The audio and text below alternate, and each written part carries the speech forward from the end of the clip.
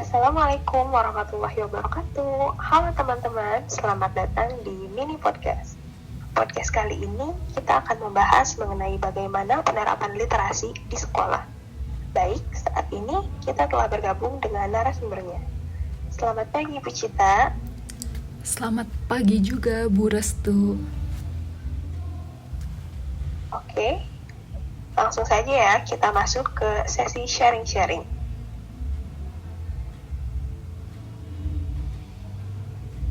Baik, kita mulai ke pertanyaan yang pertama ya Bu. Jadi bagaimana nih caranya mengunggah pemikiran untuk melibatkan semua peserta didik dalam ide-ide besar dan melakukan unjuk kinerja? Baik, cara kami dalam menggugah pemikiran untuk melibatkan semua peserta didik dalam ide-ide besar dan melakukan unjuk kinerja di sekolahan, terutama di kelas saya, yaitu dalam pembelajaran. Biasanya peserta didik kami lakukan dengan memantik pertanyaan terbuka yang menggugah rasa ingin tahu dan relevan dengan kehidupan mereka, seperti bagaimana teknologi bisa menyelamatkan bumi, atau apa sih yang membuat masyarakat adil. Selain itu, kami menggunakan pendekatan pembelajaran yang biasanya berbasis proyek seperti project based learning yang melibatkan siswa secara aktif untuk menumbuhkan pemahaman yang bermakna dan juga memiliki proyek nyata yang menantang, berdampak, dan memerlukan kolaborasi.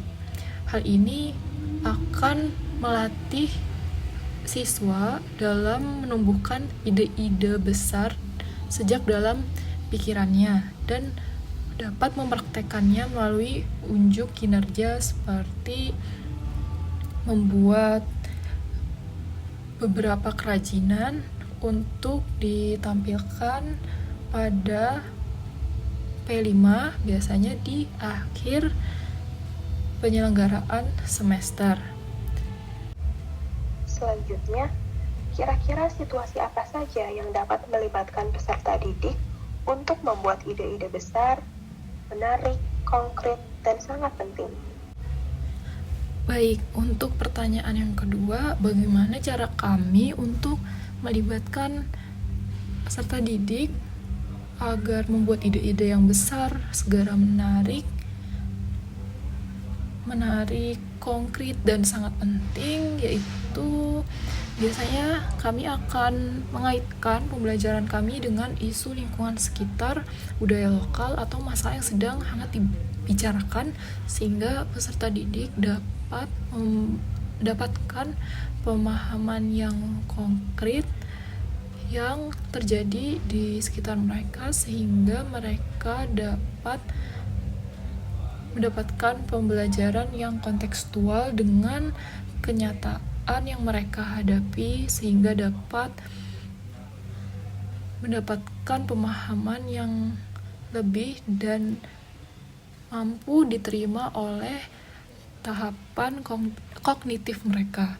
Kemudian selain itu, kami biasanya melakukan simulasi peran atau role play pada pembelajaran, sehingga mereka berpikir dalam kerangka peran tertentu, tidak hanya pada hal-hal yang sudah mereka dapatkan, sehingga mereka bisa mendapatkan perspektif atau sudut pandang dari peran atau hal yang mereka belum pernah ketahui sebelumnya.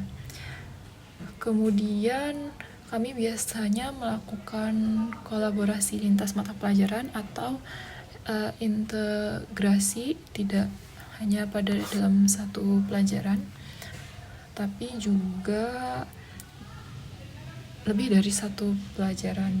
Misalnya dalam pelajaran IPAS yang dapat berkaitan satu sama lain, sehingga peserta didik dapat memahami hal tersebut dan membuat ide-ide besar yang menarik, konkret, dan sangat penting. Yang ketiga, Bagaimana pendekatan penyampaian materi sehingga dapat menghasilkan minat serta keingintahuan terhadap materi tersebut?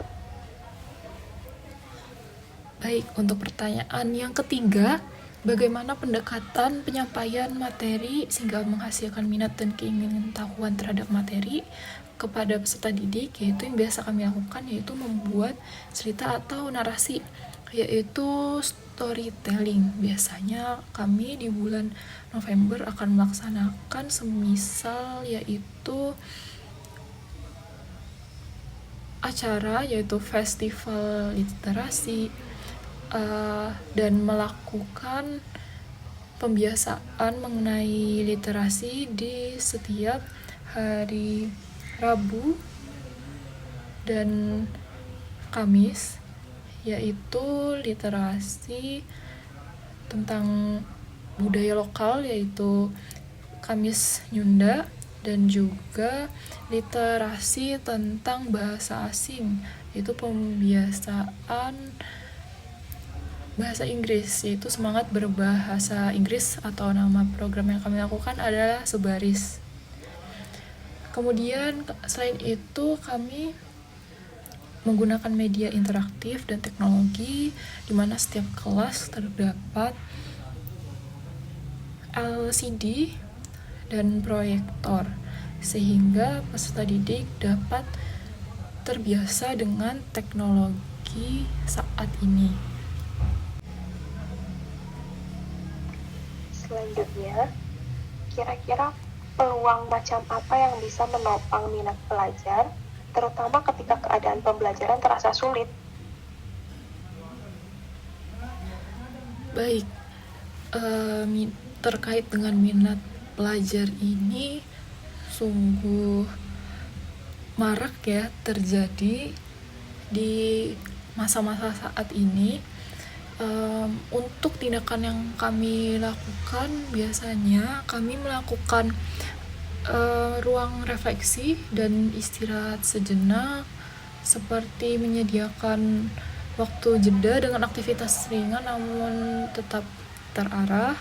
Kemudian kami akan mentoring atau dukungan teman sebaya. Mentoring yang kami lakukan seperti mendatangi secara langsung ke lingkungan belajar atau lingkungan rumah peserta didik apabila minat pelajar tersebut sedang kurang, sehingga kami dapat memberikan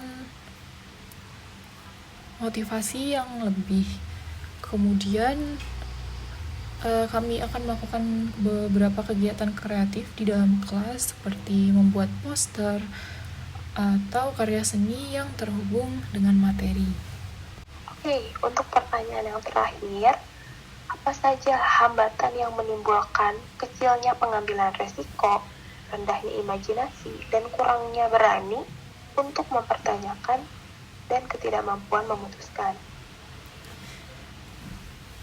Baik, untuk pertanyaan yang kelima, hambatan yang menimbulkan kecilnya pengambilan resiko, rendahnya imajinasi, dan kurangnya keberanian untuk mempertanyakan serta ketidakmampuan memutuskan. Beberapa hambatan yang umum yang kami temui biasanya saat di kelas, peserta didik itu takut salah. Jadi terdapat budaya takut salah karena terbiasa dinilai hanya dari benar salah, membuat siswa tersebut kebanyakan enggan untuk mengambil resiko. Biasanya juga karena malu dilihat teman-temannya atau takut disorakin atau dinilai oleh guru bahwa itu salah sehingga dimarahin. Biasanya peserta didik itu takut salah seperti itu. Selain itu,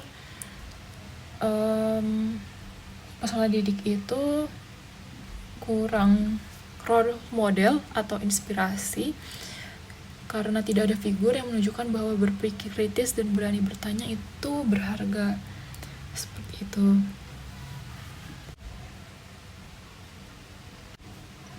Wah, ternyata ternyata cukup menarik ya penerapan literasi di sekolah ini. Semoga apa yang disampaikan oleh narasumber kita, Ibu Cita, bisa bermanfaat bagi semua teman-teman yang mendengarkan podcast ini. Terima kasih ya. Sampai jumpa. Wassalamualaikum warahmatullahi wabarakatuh.